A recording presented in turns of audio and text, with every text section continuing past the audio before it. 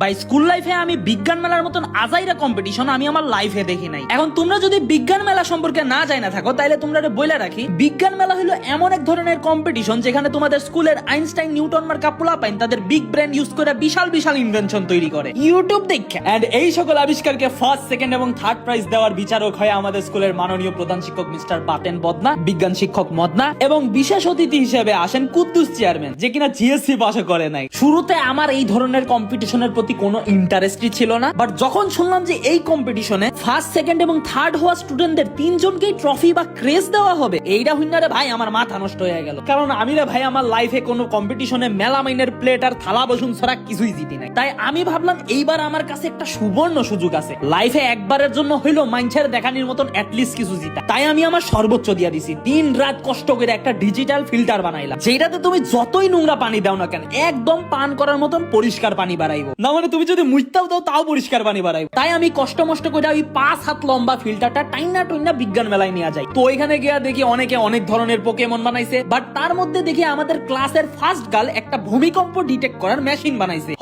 ভূমিকম্প ডিটেক্ট করার মেশিন, যেটা কিনা একটা জুতার বাক্সের মধ্যে একটা সুতা টাঙ্গাইয়া দিছে, এন্ড ওই সুতার মাঝখানে একটা কলম বাইন্দা দিছে, এন্ড ওই বাক্সের তলাক একটা বাক্সের মধ্যে একটা কাগজ ঢুকাইয়া দিছে। ব্যাস হয়ে গেল তোমার ভূমিকম্প ডিটেক্টর মেশিন। ওর মতো যখন ভূমিকম্প আইবো তখন নাকি এই জুতার বাক্সটা দেখে মানুষরা ঘরে বসেই কইতে পারবো যে ভূমিকম্পটা সালে কত মাত্রা আসলো। আমার কথা হইলো এইটা না যে এটা কি বানাইছে, আমার কথা হইলো কোন ছাগলে ভূমিকম্প হইলে ঘরে বইয়া বইয়া ভূমিকম্পের মাত্রা দেখবো। না মানে ভূমিকম্প হইলে মানুষজন তার বউ বাচ্চা লইয়া বিল্ডিং থেকে জান লইয়া ভাগবো। কোন ছাগল এইটা কইতো না যে চলো আজকে ঘরে বসে ভূমিকম্পের মাত্রা দেখা যায়। তো যাই হোক, বিচারক আইলো, আইসা আমাদের আবিষ্কার গুলা দেখলো, আমিও আমার আবিষ্কার থেকে পানি খাইয়া দেখাইলাম যে দেখ পানি খাওয়া যায় হেনতিকা। তো ফাইনালি বিচারকরা তাদের রেজাল্ট প্রকাশ করে, এন্ড আমি সিরিয়াসলি ভাবছিলাম যে এইবার আমি অ্যাটলিস্ট থার্ড হইমু, হয়তো ফাইনালি জীবনে একটা ট্রফি পাইতে যাইতেছি। বাট ও মাই গড ভাই, রেজাল্ট দেখে আমার এই কম্পিটিশনের প্রতি বিশ্বাসই উঠে গেছে। তো কম্পিটিশনে থার্ড হইছে এক পোলায় যে বোতল কেটটা ঝর্ণা বানাইছে, এন্ড সেকেন্ড হইছে আরেকটা পোলা যে কিনা বোতল কেটটা মিনি ভ্যাকুয়াম ক্লিনার বানাইছে।